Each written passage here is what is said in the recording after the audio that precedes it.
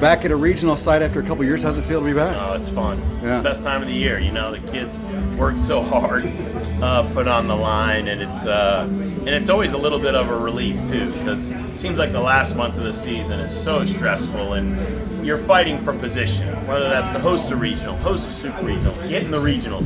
The games are like so crucial that sometimes it's nice when you can just close the book on the regular season, and you remind them, guys, everybody's 0-0 right now, so it's a fresh start, and let's get ready to play good baseball.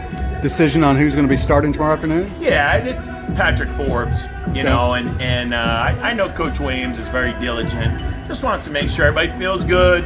It's nice when you got options, right? And Tucker Bivin is so durable. Obviously, Eberle has been thrown out there first for weekend series, so it's nice to have those type of options as we've had in the past. And so, but excited because, you know, Patrick has done a nice job. He seems to get better and better, you know, that he's been back here the last month. So I think it's a great way to start off the regional.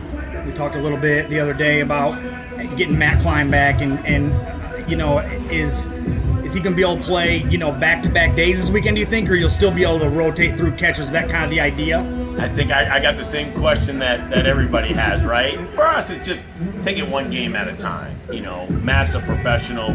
He's just got to be honest with me. And he got to watch those young catchers catch and do a really nice job this year. So he trusts them. And it's just like Alex with his thumb. You know, there's times Alex will come up to me where I had to take him out of the game. I think the players know that I trust them. They're tough kids, but if you don't think you can help the team, you trust your teammates, so just communicate with me. But yeah, Matt's going to catch game one, and then we just kind of go from there. Because of his experience, especially with Patrick and some of the other pitchers, how valuable is it to get him back like that? I just on all fronts. When it's a captain, a leader of your team, he's done a great job from the dugout.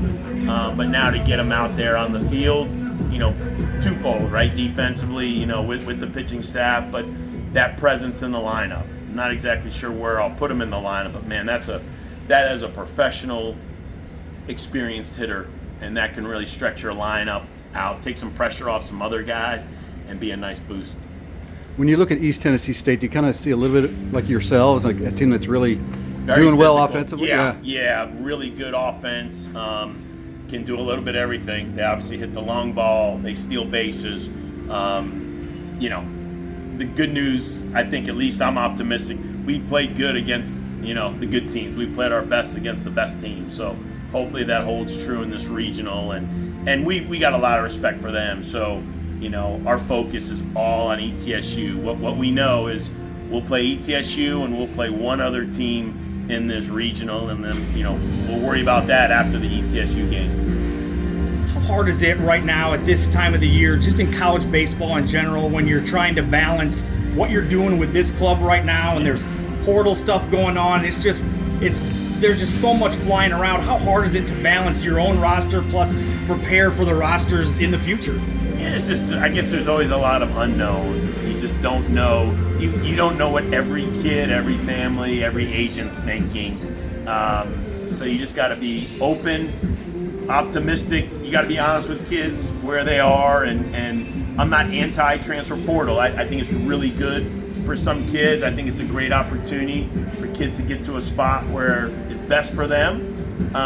But you just never know, you know. So like anything else, you just work hard, you communicate, you love on your players, and hope for the best. And when the season ends, you'll close the book and get to that planning for the future right away.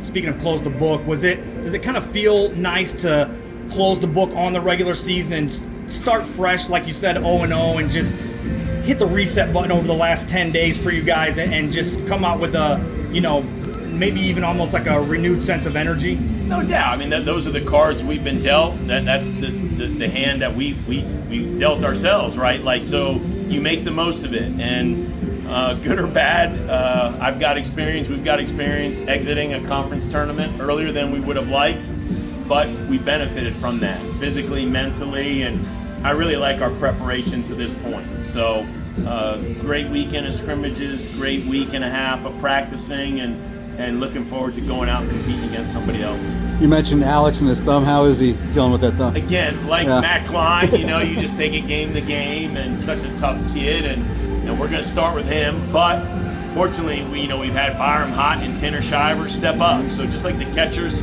stepped up in Matt's absence, we got capable infielders that are going to do the same. What do you think's the main key for you guys to have a successful weekend down here? We try to preach postseason baseball all year. You try to play postseason baseball all year. It's not as easy as it sounds, but it's always three factors. It's controlling the strike zone, making guys beat you with their bats. It's really playing good defense. If you can make routine plays at a consistent basis and make a few great plays, that combination keeps runs from being scored. And then when you say be offensive, or you say get timely hits, it's usually a 2-out hit. Like, who can get that 2-out hit and extend the inning and put some runs across? And I've been preaching that. I heard it as a player when I got to play in Omaha, and as long as I've been coaching, it holds true. Throw strikes, make routine plays, and get some timely hits. Rest of the day, just relax at the hotel, or? Yeah, I watched a lot of videos, so but the guys are having a good time. They're enjoying each other's company, but tomorrow can't get here soon enough, so I'll be ready to go to bed, wake up when that alarm clock goes off early, or who am I kidding? I get up before the alarm clock ever goes off anyway. So just looking forward to it, for our fans, our families, and obviously for our players. Awesome. Appreciate it, Dan.